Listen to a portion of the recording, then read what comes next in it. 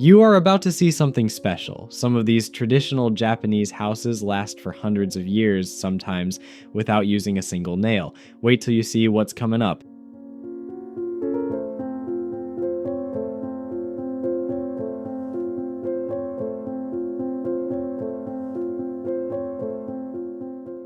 Something many people are curious about is the philosophy behind the lack of permanent walls in many traditional Japanese interiors. It's not just about flexibility, it's deeply rooted in the concept of mai, which translates roughly to negative space or interval.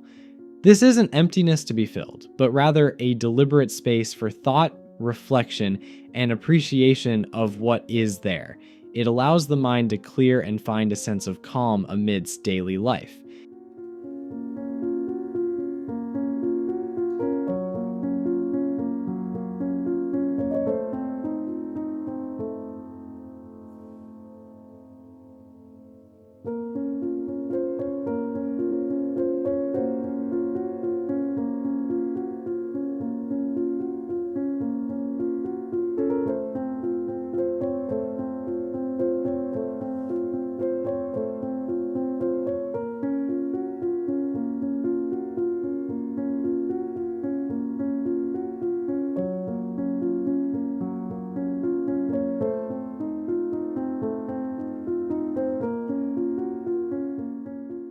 You've got different types like minka, which are rural farmhouses, and machiya, which are urban townhouses. Then there are also specialized structures like chashaitsu. So these are the tea houses, each with unique design principles. So much variety.